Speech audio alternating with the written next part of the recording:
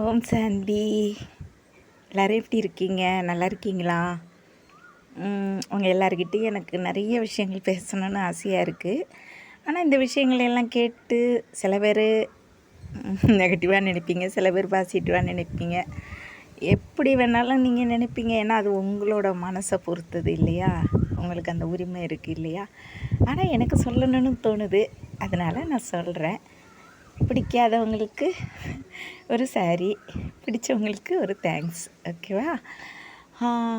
Friends, என்னோடய வாழ்க்கையில் பார்த்தீங்கன்னா, நான் வடநாட்டிலே இருந்தவன். அங்கே அக்கம் பக்கம் எல்லோரும் பார்த்திங்கன்னா அவ்வளோ அன்பாக இருப்பாங்க. எல்லாருமே ரொம்ப ரியலான அன்பு கொடுப்பாங்க. அதனால் எனக்கு எதுவுமே நான் நினச்சிக்குவேன் எப்போவுமே நான் சிவனோட குழந்த. அப்போ பாபா யாருக்கிட்டேயும் விரோதியாக இருக்கக்கூடாது, துரோகியாக இருக்கக்கூடாது, யாருக்கு துக்கத்தை கொடுக்கக்கூடாது. டெய்லி முரளியில் சொல்லி சொல்லி அதை கேட்டு கேட்டு கேட்டு அந்த பாயிண்ட்லேயே வாழ்ந்துட்டேன். அப்போ நான் எனக்கு நினச்சிக்குவேன், எனக்கு யாருமே விரோதி இல்லை. நான் எப்போவுமே அப்படி தான் நினப்பேன். அப்பாடா, நமக்கு விரோதி இல்லை, துரோகி இல்லை, எல்லாத்துலேருந்து தப்பிச்சு இருக்கிறோம். எல்லாரும் அன்பானவங்க தான் நம்ம கூட இருக்கிறவங்க, பக்கத்தில் உள்ளவங்க, அக்கம் உள்ளவங்க, இப்படி தான் நினச்சிட்டு இருந்தேன். ஆனால் நான் நினச்சது எல்லாமே தப்புன்னு என் வாழ்க்கையில் எனக்கு இந்த கடவுள் புரிய வச்சுருக்காரு. பார்த்திங்கன்னா, நான் யாரை பாதுகாப்பாக இவங்க கூட இருந்தால் எனக்கு பாதுகாப்புன்னு இத்தனை வருஷம் ஒரு நம்பிக்கையில் வாழ்ந்தனோ, அவங்களே எனக்கு துரோகியாக இருந்தாங்க. யாரை என்னுடைய ஃப்ரெண்டு சிநேகிதின்னு நினச்சி 35 வருஷமாக அவங்க கூட இருக்கிறேனோ, அவங்களே என்னை கொலை பண்ணுறதுக்கு ட்ரை பண்ணிக்கிட்டே இருக்கிறாங்க. கண்டினியூவாக ரொம்ப வருஷமாங்கிறத கேள்விப்படுறப்ப பெரிய ஷாக்கிங்காக இருந்துச்சு. கணவன் பிறந்த வீட்டிலேருந்து கணவன் வீட்டுக்கு வர்றப்ப கணவனோட உறவுகள் தான் நம்மளுடைய உறவுன்னு நினச்சி நம்ம வாழ்ந்துக்கிட்டு இருக்கிறப்ப, அந்த பிறந்த வீட்டோட உறவுகளை விட இவங்கள்ட்ட அதிக அன்பை கொடுத்துக்கிட்டு இருந்தேன் எனக்கு. ஆனால் அவங்க எல்லோருமே அவ்வளோ விரோதிகளா, துரோகிகளா என்ன நினைக்கிறாங்க. என்னை கொலை பண்ணுற அளவுக்கு செய்வனையெல்லாம் செய்கிறாங்க. மாந்திரிகம் தாந்திரிகம் பண்ணிக்கிட்டு இருக்கிறாங்க. எவியில் எனக்குள்ளே அனுப்புகிறாங்க. இல்யூஷனை எனக்கு அனுப்புகிறாங்க. என் கணவருக்கு அவருக்கு செய்து அவரை அவங்க பக்கம் இழுத்து அவரையும் எனக்கு ஒரு கொலைகாரராக என் பக்கம் திருப்பி விட்டுருக்குறாங்க. என் குழந்த, அந்த பையனுக்கு ஒன்றுமே தெரியாது, அவன் வடநாட்டிலே இருக்கிறான். அவனுக்கு கூட இதோட பாதிப்பு இருந்திருக்கு, அனுப்பியிருக்கிறாங்க. இதெல்லாம் நினைக்கிறப்ப இது கனவா நினைவா என்னால் ஒன்றுமே பண்ண முடியல. இது ஒரு பக்கம் இல்யூஷன். என் லைஃப்பில் தடார்னு விழுவேன், அப்பப்போ மயக்கடிச்சு விழுவேன். உடம்புல எனர்ஜியே இருக்காது, என்ன நடக்குதுன்னே தெரியாது. பாபான்னு பாபாட்டக்கருந்து வைப்ரேஷன் வரும். கொஞ்ச நேரத்தில் பார்த்தா கொஞ்சம் பீஸ்ஃபுல்லாக இருக்கிறேன்னு நினப்பேன். திருப்பி பார்த்திங்கன்னா திருப்பி நெகட்டிவ் வைப்ரேஷன், பட்டார்னு விழுவேன்.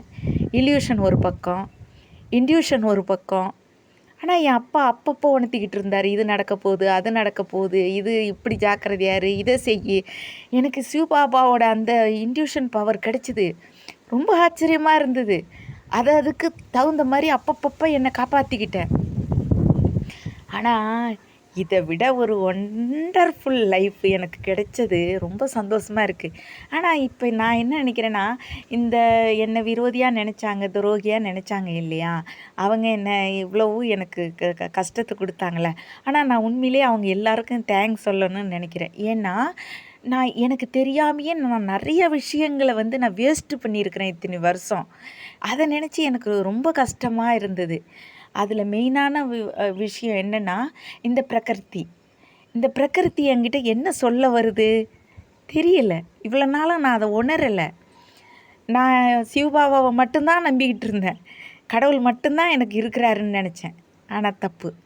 இந்த கடவுளை நம்ம கூட இருக்கிறப்ப எல்லாருமே நம்ம கூட இருக்கிறாங்க. அதில் மெயின் பாயிண்ட் இந்த பிரகிருதி ரொம்ப ஹெல்ப் பண்ணுது. எப்படி சொல்கிறது அதை இந்த பிரகிருதி எனக்கு அவ்வளோ ஹெல்ப் பண்ணுது. இந்த 2 மாதம் நான் இப்படி கிடந்த சமயத்தில் ரொம்ப ஹெல்ப்ஃபுல்லாக இருந்தது. அப்புறம் இந்த செடி கொடிகள் தாவரங்கள் பியூட்டிஃபுல்லாக எனக்கு ஹெல்ப் பண்ணினுச்சு. அதுங்க கூட எனக்கு வைப்ரேஷன் சக்தி பவரை கொடுத்துச்சு. இந்த பட்சிகள், அந்த குருவிகள், இவங்களெல்லாம் நான் ஒரு மதித்ததே கிடையாது. அதுங்க வந்து வரும், வீட்டில் இருக்கும், கத்துங்க, வீட்டை கூலி எல்லாம் வந்து அதுங்களுக்கு நான் ஒரு நாள் கூட அதுங்களுக்கு எதையாவது கொடுக்கணுன்னு நினச்சது கிடையாது. அதுங்களை ஒரு ரசித்து பார்த்துருக்குறேன். ஆனால் அவங்கள விரோதியாக நினச்சது இல்லைனாலும் அவங்கள்ட்ட ஒரு அன்பை கொடுத்ததே கிடையாது. ஆனால் அவங்க எல்லாரும் எனக்கு அன்பை கொடுத்தாங்க. இந்த ஜான்வர் முக்கியமாக எனக்கு பூனையை பிடிக்கவே பிடிக்காது. ஆனால் பூனை ரொம்ப அன்பு கொடுத்துச்சு எனக்கு. 2 கருப்பு பூனை என்னால் செத்து போயிடுச்சு. என் வீட்டுக்கு வந்து 2 கருப்பு பூனை செத்து போயிடுச்சு. ஆனால் அது ரொம்ப சேட், ரொம்ப மன கஷ்டமாயிடுச்சு எனக்கு. அது மட்டும்தான் ரொம்ப வருத்தமாக இருந்துச்சு. ஆனால் அது 2 அன்பாக இருந்துச்சு. ஆனால் அது தன்னோட உயிரை கொடுத்துடுச்சு. அப்புறம் காக்கா எப்படி ஹெல்ப் பண்ணணும்னு, எப்படி ஒரு மனிதன் ஹெல்ப் பண்ணுவானோ அந்த மாதிரி இந்த காக்கைகள் எனக்கு அவ்வளோ ஹெல்ப் பண்ணினுச்சு. So great. என்னத்தை நான் சொல்லுவேன், என்னோடய வாழ்க்கையில் எல்லாமே புது புது அனுபவமாக இருந்துச்சு. என்னோடய இன்ட்யூஷன் பவரில் இது மாதிரி எல்லாமே எனக்கு அவங்க என்ன எனக்கு செய்கிறாங்க, அவங்க என்ன பேசுகிறாங்க, என்னை பற்றி அவங்க எப்படி நெகட்டிவாக பேசுகிறாங்களே எல்லாமே என்னோடய சிவபாபா காட்டினார். அது ஆச்சரியமாக இருந்தது எனக்கு. ஓ, என்னை பற்றி இப்படியெல்லாம் பேச முடியுமா அப்படின்னு எனக்கு அது ரொம்ப கிரேட்டாக தான் இருந்துச்சு. ஏன்னா இதெல்லாம் தெரிஞ்சுக்கிற சான்ஸ் எல்லாம் அதுக்கு முந்தி இந்த அனுபவம்லாம் இல்லாமல் இருந்ததில்ல. இவங்க இப்படி செஞ்சதுனால அதெல்லாம் எனக்கு கிடைக்குதுல்ல அந்த பாக்கியம். கிரேட்டு. அப்புறம் சரி, இது தவறா தப்பா, நம்ம நினைக்கிற இன்ட்யூஷன் பவர் தவறோ அப்படின்னு இடையில ஒரு சந்தேகம் வந்துக்கிட்டே இருக்கும். அதுக்கு ஒரு பரமக்குடியில் இருக்கிற ஒரு சித்தர், அகத்திய சித்தர் ஒருத்தங்க இருந்தாங்க. அவங்கள்ட்ட கால் பண்ணி பேசுங்கன்னு ஒருத்தங்க நம்பர் கொடுத்தாங்க. அவர்கிட்ட பேசினேன். நான் அவர்கிட்ட ஒன்றுமே சொல்லலை. அவர்கிட்ட நான் சொன்னது, இது மாதிரி எனக்கு உடம்பு சரியில்லை, என்ன செய்யலாம் அப்படின்னு தான் கேட்டேன். எனக்கு இன்ட்யூஷன் பவரில் என் சிவபாபா என்ன சொன்னாரோ அதையே அவர் சொன்னார். இது எல்லாமே உங்களுக்கு இப்படி பண்ணியிருக்கிறாங்க அப்படின்னு. பாடா, அப்போ கரெக்டாக எனக்கு அப்பா கொடுத்ததை கவனமாக நான் உணர்ந்து இருக்கிறேன். அப்பா அப்பப்போ எனக்கு முன்னெச்சரிக்கையாக கொடுத்ததை நான் கரெக்டாக ஃபாலோ பண்ணியிருக்கிறேன். எனக்கு ஒரு சந்தோஷம் இருந்தது.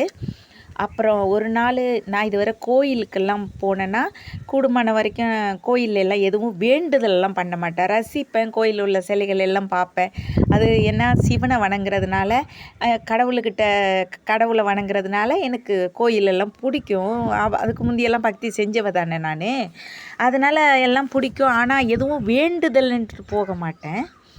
ஆனால் எனக்கு என்னவோ அப்பா இங்கே பக்கத்தில் ஒரு கோயில் இருக்குது, அங்கே போன்னு சொன்னார். சரின்னுட்டு நான் அந்த கோயிலுக்கு போயிருந்தேன் எங்கள் பக்கத்து வீட்டுக்காரங்க 2 பேரோட. அங்கே உள்ள சிலைகள் எல்லாமே வித்தியாசமாக இருந்தது. நான் இது வரைக்கும் பெருமாள் கோயில், முருகன் கோயில், கிருஷ்ணன் கோயில், சிவன் கோயில், அம்மன் கோயில் இப்படி தான் போயிருக்கிறேன். நான் இந்த மாதிரி உள்ள கோயில்களுக்கு போனது கிடையாது. இந்த தாந்திரிகம், மாந்திரிகம் இந்த மாதிரி உள்ள கோயில்களுக்கு போனதில்லை. அது மாசாணி அம்மன் கோயில்னு இருந்துச்சு, அங்கே போயிருந்தேன். நிறைய சிலைகள், புதுவிதமான சிலைகள். அவங்கெல்லாம் பார்க்குறதுக்கு, ஆனால் அவங்கெல்லாம் ஒரு பயங்கரமாக இருந்தாங்க. ஆனால் அவங்க ஒரு அன்பை எனக்கு கொடுத்தாங்க. நான் ஒவ்வொரு சிலைகிட்ட போய் நிற்கிறப்பையும் அவங்க என்னை ரொம்ப பீஸ்ஃபுல்லாக ஆக்குனாங்க. எனக்கு ரொம்ப ஆச்சரியமாக இருந்தது. என் பாபா எப்படி இந்த சிலைகள் மூலியமாக எனக்கு இவ்வளோ அன்பை பொழிகிறாரு என்னால் உணர முடிஞ்சுது. அங்கே நிறைய சிலைகள். அந்த மாசாணி அம்மன் நான் பார்த்ததே கிடையாது வாழ்க்கையில். அவங்க ரொம்ப பெரியவங்களாக படுக்க வச்சுருந்தாங்க. அவங்கள்ட்டெல்லாம் போகிறப்ப அவங்க ரொம்ப என்னை என்னமோ ஒரு தாய் என்னை அணைச்சிக்கிற மாதிரி. என்னோடய அப்பா அவங்க மூலியமாக எனக்கு அவ்வளோ அன்பை கொடுத்தாங்க. அந்த ஒவ்வொரு சிலைகள்கிட்டையும் அங்கே ஒரு முனீஸ்வரன், அவர் தான் அங்கே குறியெல்லாம் சொல்கிறாங்க. அந்த முனீஸ்வரன் தான் சொல்கிறாரு. சரி, அதையும் பார்த்துருமேன்னுட்டு அங்கேயும் போய் நின்னேன். அவங்கள்ட்டையும் கேட்டேன். இது வரைக்கும் என் வாழ்க்கையில் அந்த மாதிரியெல்லாம் நான் கேட்டது போனது இதெல்லாம் எனக்கு தெரியாது, புது அனுபவம். ஆனால் அவர் அதையே தான் சொன்னார். என்னோடய இன்ட்யூஷன் பவரில் யார் நான் பார்த்தேன், யாரை எனக்கு எல்லாம் பண்ணினாங்க, என்னென்ன எல்லாமே அவர் சொன்னார். அவர் உயிர் பலி கொடுக்கணும்னு சொன்னார். அது என்னோட சிவ பாபா எனக்கு அந்த பர்மிஷன் கொடுக்க மாட்டார் அப்படின்னு சொல்லிவிட்டு நான் வந்துட்டேன். பார்த்திங்கன்னா ரியலி கிரேட். என்னோடய அப்பா அந்த கோயிலுக்கு போயிட்டு வந்த உடனேயே என்னை பீஸ்ஃபுல் ஆக்கிட்டார். எனக்கு சக்தி பவர் கொடுத்துக்கிட்டே இருக்கிறார் அப்பா. இவங்க வந்து என்னை கொல்லணும்னு நினச்சாங்க. ஆனால் இது எனக்கு எவ்வளோ ஒரு ப்ளஸ் பாயிண்ட் ஆகிட்டுனா, அதுக்கு முந்தி நான் என் அப்பாவை நினச்சா மட்டும்தான் என் அப்பா வந்துட்டு இருந்தாங்க. இப்போ அப்படி கிடையவே கிடையாது. என் அப்பா என்னை நினச்சி வைப்ரேஷன் கொடுத்துக்கிட்டே இருக்கிறாங்க. என் பக்கத்துலேயே இருக்கிறாங்க. குழந்தை நான் உன் கூடயே இருக்கிறேன்டான்னு கூடயே இருக்கிறாங்க. ராத்திரிக்கும் இருக்கிறாங்க, பகல்லையும் இருக்கிறாங்க.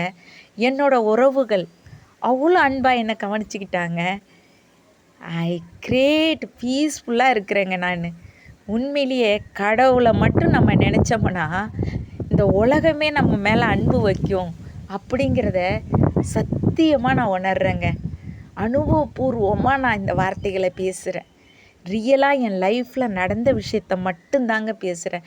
இதில் ஒன்று கூட பொய் கிடையாது. சத்தியம். ஒரு இலைகள், மரங்கள், செடிகள் இதுங்க கூட இவ்வளோ அன்பை கொடுக்க முடியுமா? கடவுள் ஒருத்தர் நம்ம கூட இருந்தால் எல்லாருக்கிட்டேருந்தும் அன்பை பெற முடியும், ஒரு பாசத்தை பெற முடியும், ஒரு சக்தியை பெற முடியும் அப்படிங்கிறத நான் உணர்றேன். Thank you so much Baba. Thank you so much Baba. Thank you so much. ஓம் சாந்தி.